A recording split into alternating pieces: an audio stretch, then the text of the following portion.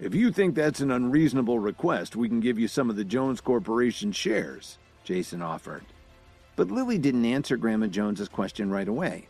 She remained silent while she thought about the offer. Although Grandma Jones's tone was very gentle, she never said she would return the money to Lily. And even though Lily had been a high-ranking member of the family, they booted her out anyway. So there were no guarantees that this deal wouldn't turn out the same way for her. And the shares that Jason was talking about were meaningless too. After all, he and Grandma Jones had already cheated Lily out of her controlling interest in the family's company. "You've really got some nerve saying that," Dorothy scoffed as she rolled her eyes at Grandma Jones.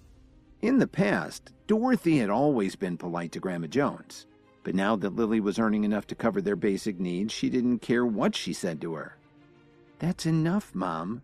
Let's let bygones be bygones," Lily said gently. Then she turned to her grandmother and reassured her. "I promise to help the family. Tomorrow I'll arrange for the transfer of funds." The main reason Lily had decided to do this was actually her own mother. She still had about $6 million left in the bank. If she didn't withdraw, Dorothy would probably lose it anyway. But Lily had definitely learned her lesson, so she stipulated that the Jones family would have to give her 40% of their shares. "I knew we could count on you," Grandma Jones said happily. She didn't even bother to argue about the terms because she knew that the Jones family shares had hardly any value right now. Even if she gave Lily 80% of their shares, they would barely be worth about $2 million. "So it's a deal, Grandma. Have the family's lawyer draw up the documents when you get back to the mansion," Lily said calmly. At least she'd have some shares, whatever they were worth, and Dorothy wouldn't gamble away what was left in her bank account. But it went without saying that she was going to be a lot more wary of Jason this time around. "Okay, I'll go back this afternoon and get everything ready." Grandma Jones hesitated for a moment and then she added, "We're having a big dinner tomorrow. You and your mother should join us. When everyone sees you, they'll know that you're part of the family again." "I won't be able to make it, Grandma. I'm taking classes at the School for the Healing Arts, and I don't know if I'll have any free time," Lily replied. "And right now I'm meeting some friends at that new outdoor mall off of Halsted Street, so I have to get going." "I understand. Jason and I have to leave too. Have a good time with your friends," Grandma Jones answered very politely as she stood up and headed for the door. She didn't complain about Lily's refusal. After all, she'd gotten what she came for. A few minutes later, Lily and Dorothy left. Kevin heard the door close and walked over to the top of the staircase. He'd spent the night reading and then gotten some sleep, so he was feeling refreshed. He'd actually heard the entire conversation with Grandma Jones, but decided not to show himself. "I can't believe that Lily went along with that," Kevin sighed helplessly. Then he took out his phone and called Miss Wilson. "How may I help you, sir?" Miss Wilson asked him. "Let's back off on the pressure we've been putting on the Jones family for now, but don't give them too much wiggle room. I'll leave the details up to you," Kevin instructed her. "I'll take care of it, Mr. Williams," Miss Wilson promised.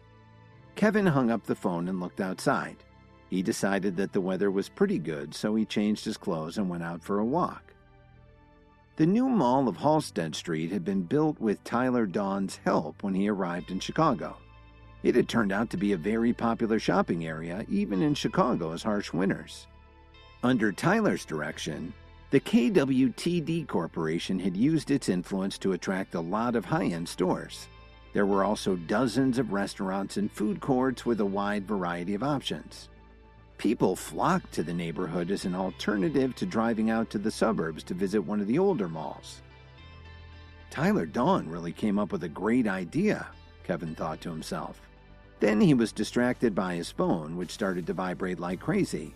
He was being bombarded with texts. Kevin clicked on the first one and was surprised to see that it was from his friend Cook. He was wondering how his friend was doing. There was also a message from Rachel and another one from Gwen Archer.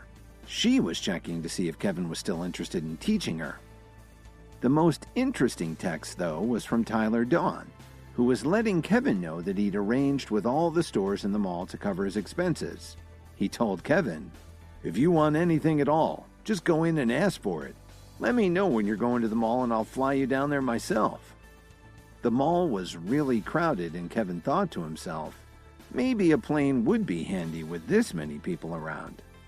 In fact, there were so many people shopping and just strolling around that Kevin had realized he had no chance of finding Lily.